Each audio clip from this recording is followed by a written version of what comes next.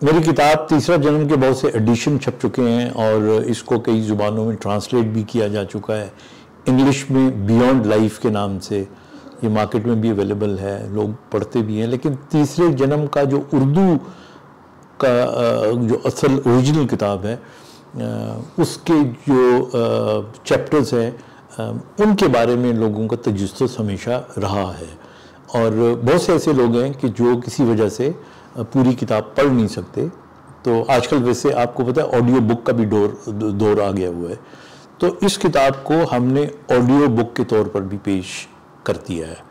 और ये हम कोशिश करेंगे कि हफ्ते में एक दिन रख लेंगे जिसमें एक चैप्टर जो है वो हम इसको अपलोड किया करेंगे।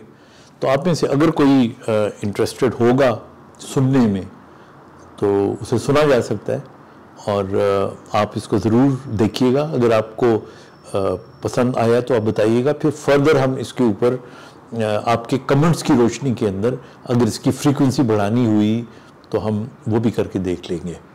तो अपनी राय ज़रूर दीजिएगा और अपना ख्याल रखिएगा। खुदा हाफिज़।